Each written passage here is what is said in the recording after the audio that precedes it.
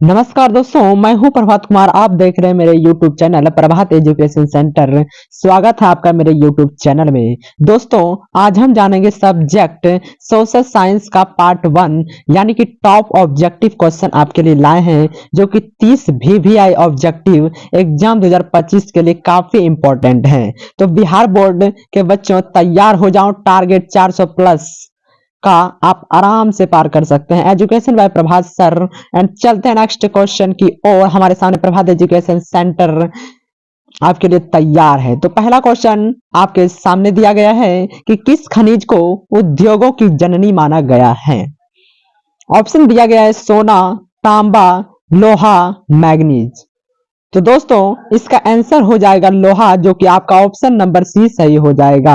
And next question आपके सामने दिया गया है कि इनमें से कौन अधात्विक खनिज का उदाहरण है। सोना, चांदी या अभ्रक या टीन, जो कि आपका ऑप्शन नंबर सी सही हो जाएगा। तो इनमें से कौन आधात्मिक खनिज का उदाहरण है, जो कि आपका ऑप्शन नंबर सी सही हो जाएगा। एंड नेक्स्ट क्वेश्चन आपके सामने दिया गया है कि भारत में लगभग कितने प्रकार के खनिज पाए जाते हैं। 50, 100, 150 या 200, जो कि आपका ऑप्शन नंबर बी सही हो जाएगा, 100। एंड नेक्स्ट क्वेश्चन की ओर चलेंगे। हमारे सामने क्वेश्चन दिया गया है कि चरक का संबंध किस देश से था। म्यांमार से या श्रीलंका से या भारत से या नेपाल से, जो कि आपका ऑप्शन नंबर सी सही हो जाएगा, भारत से। एंड नेक्स्ट क्वेश्चन की ओर चलेंगे। हमारे सामने क्वेश्चन दिया गया है कि भारत का प्रथम तेल शोधक कारखाना कहाँ स्थित है, यानी कि मथुरा या बरौनी या डिगबोई या फिर गुवाहाटी, जो कि आपका ऑप्शन नंबर सी सही हो जाएगा, डिगबोई। एंड नेक्स्ट क्वेश्चन की ओर चलेंगे। हमारे सामने क्वेश्चन दिया गया है कि मरुस्थलीय मृदा का विस्तार निम्न में से कहां है। मरुस्थलीय मृदा का विस्तार निम्न में से कहां है। उत्तर प्रदेश या राजस्थान या कर्नाटक या महाराष्ट्र, जो कि आपका ऑप्शन नंबर बी सही हो जाएगा, राजस्थान। एंड नेक्स्ट क्वेश्चन की ओर चलेंगे। हमारे सामने क्वेश्चन दिया गया है इटली तथा जर्मनी वर्तमान में किस महादेश के अंतर्गत आते हैं। इटली तथा जर्मनी वर्तमान में किस महादेश के अंतर्गत आते हैं। उत्तरी अमेरिका या दक्षिणी अमेरिका या यूरोप या पश्चिमी एशिया, जो कि आपका ऑप्शन नंबर सी सही हो जाएगा, यूरोप। चलते हैं नेक्स्ट क्वेश्चन की ओर। एंड हमारे सामने क्वेश्चन दिया गया है कि फ्रांस में किस शासन वंश की पुनः स्थापना वियना कांग्रेस द्वारा की गई थी। हैब्सबर्ग या आर्लिया वंश या बुर्बो वंश या जारशाही, तो आपका ऑप्शन नंबर सी सही हो जाएगा, बुर्बो वंश। एंड नेक्स्ट क्वेश्चन की ओर चलेंगे। हमारे सामने क्वेश्चन दिया गया है कि मैजिनी का संबंध किस संगठन से था। तो मैजिनी का संबंध किस संगठन से था। लाल सेना या कार्बोनेरी या फ्लिक हेटारिया या डायट, जो कि आपका ऑप्शन नंबर बी सही हो जाएगा, कार्बोनरी। चलते नेक्स्ट क्वेश्चन की ओर। नेक्स्ट क्वेश्चन आपके सामने दिया गया है इटली एवं जर्मनी के एकीकरण के विरुद्ध निम्न में से कौन था। तो इटली एवं जर्मनी के एकीकरण के विरुद्ध निम्न से कौन था। इंग्लैंड या रूस या ऑस्ट्रिया या प्रसा, जो कि आपका ऑप्शन नंबर सी सही हो जाएगा, ऑस्ट्रिया। चलते नेक्स्ट क्वेश्चन की ओर। एंड नेक्स्ट क्वेश्चन आपके सामने दिया गया है कि काउंट काबूर को विक्टर इमैनुएल ने किस पद पर नियुक्त किया। सेनापति या फ्रांस के राजदूत या प्रधानमंत्री या गृह मंत्री, जो कि आपका ऑप्शन नंबर सी सही हो जाएगा, प्रधानमंत्री। चलते नेक्स्ट क्वेश्चन की ओर। एंड गैरीबाल्डी पेशे से क्या था। गैरीबाल्डी पेशे से क्या था। सिपाही या किसान या जमींदार या नाविक, जो कि आपका ऑप्शन नंबर डी सही हो जाएगा, नाविक। चलते नेक्स्ट क्वेश्चन की ओर। एंड नेक्स्ट क्वेश्चन आपके सामने दिया गया है जर्मन राइन राज्य का निर्माण किसने किया था। लुई 18वां, नेपोलियन बोनापार्ट या नेपोलियन दो या बिस्मार्क, जो कि आपका ऑप्शन नंबर बी सही हो जाएगा, नेपोलियन बोनापार्ट। चलते नेक्स्ट क्वेश्चन की ओर। एंड नेक्स्ट क्वेश्चन आपके सामने दिया गया है कि बिहार की साक्षरता है। तो बिहार की साक्षरता कितना प्रतिशत है, यानी कि 40% या 47% या 49% या 50%। तो आपको पता होना चाहिए, जो कि आपका ऑप्शन नंबर बी सही हो जाएगा, 47%।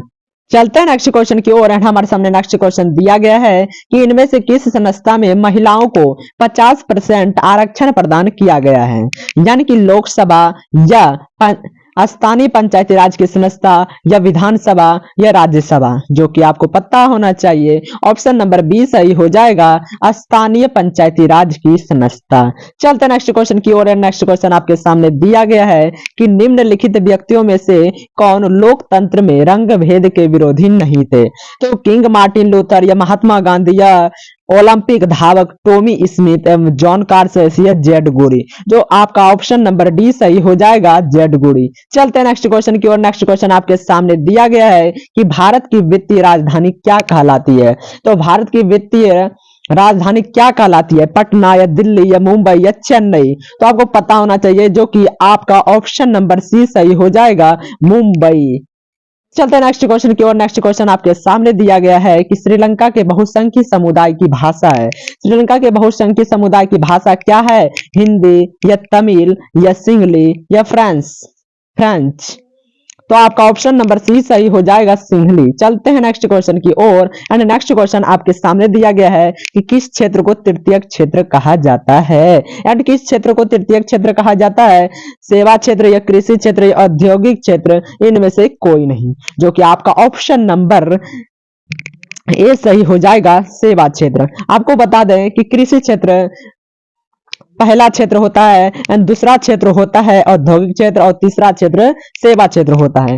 चलते हैं नेक्स्ट क्वेश्चन की ओर।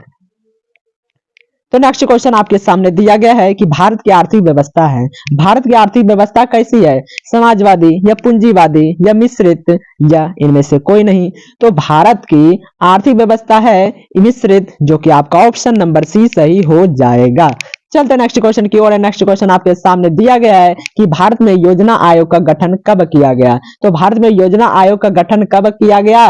15 मार्च 1950 या 15 सितंबर 1950 या 15 अक्टूबर 1951 या इनमें से कोई नहीं? तो आपको पता होना चाहिए कि ऑप्शन नंबर ए सही हो जाएगा, 15 मार्च 1950। भारत में योजना आयोग का गठन कब किया गया? 15 मार्च 1950। चलते हैं नेक्स्ट क्वेश्चन की ओर। एंड नेक्स्ट क्वेश्चन आपके सामने दिया गया है। तो भारत में जीवन यापन का मुख्य साधन है, बिहार में जीवन यापन का मुख्य साधन क्या है? कृषि है या उद्योग या व्यापार या मुख्य उपयुक्त सभी? तो आपको पता होना चाहिए कि ऑप्शन नंबर ए सही हो जाएगा, कृषि, यानी कि बिहार में जीवन यापन का मुख्य साधन है कृषि। चलते नेक्स्ट क्वेश्चन की ओर। नेक्स्ट क्वेश्चन आपके सामने दिया गया है, निम्न को प्राथमिक क्षेत्र भी कहा जाता है। आपको पहले ही बता चुके हैं कि प्राथमिक क्षेत्र कृषि क्षेत्र को कहा जाता है, जो कि इनमें से निम्न को प्राथमिक क्षेत्र भी कहा जाता है, यानी कि कृषि क्षेत्र, जो कि आपका ऑप्शन नंबर बी सही हो जाएगा। चलते हैं नेक्स्ट क्वेश्चन की ओर। किस देश का राष्ट्रीय आय अधिक होता है? यानी जिस देश का राष्ट्रीय आय अधिक होता है वह देश कहलाता है। यानी जिस देश का राष्ट्रीय आय अधिक कहलाता है, क्या कहलाता है? अविकसित या विकसित या अर्धत विकसित या इनमें से कोई नहीं? तो आपको पता होना चाहिए, जिस देश का राष्ट्रीय आय अधिक होता है वह देश कहलाता है विकसित, जो कि आपका ऑप्शन नंबर बी सही हो जाएगा। चलते हैं नेक्स्ट क्वेश्चन की ओर। तो गरीबी कैंसर रोग की तरह है, किसने कहा? यानी किसी ने कहा होगा कि गरीबी जो है कैंसर रोग की तरह है। तो गरीबी कैंसर रोग की तरह है, किसने कहा था? अर्थशास्त्री कुजनेट या अर्थशास्त्री मेडिसन या प्रोलेविस?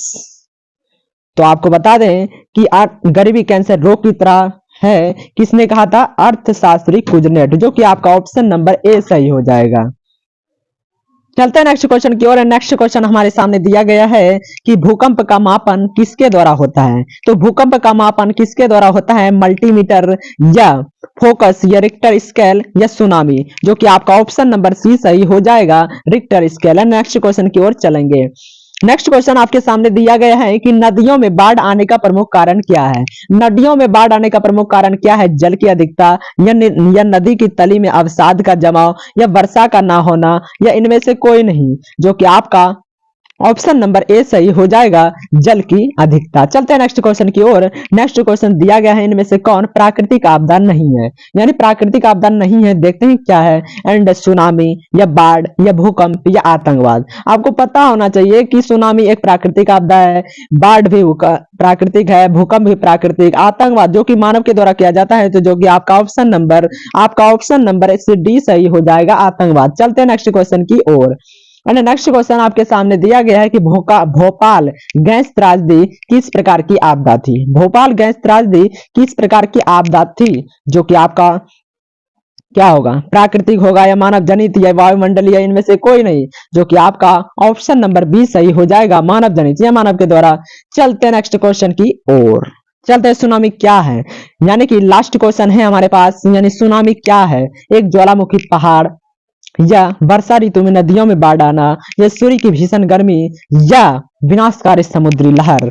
यानी कि सुनामी क्या है, जो कि आपका ऑप्शन नंबर डी सही हो जाएगा, विनाशकारी समुद्री लहर। यानी इसी के साथ आज का 30 VVI ऑब्जेक्टिव समाप्त होता है। तो आज का क्लास यही समाप्त होता है, यानी कि मिलते हैं अगले वीडियो में, तब तक के लिए बाय एंड तो प्रभात एजुकेशन सेंटर को देखने के लिए धन्यवाद दोस्तों। मिलते हैं अगले वीडियो में। नेक्स्ट वीडियो देखने के लिए आप चैनल को सब्सक्राइब करना बिल्कुल ना भूलें। इसी प्रकार मजेदार वीडियो आपके लिए लाते रहेंगे। Love you guys and take care, अपना ख्याल रखें एंड मिलते हैं कल। तो तब तक के लिए बाय, जय हिंद।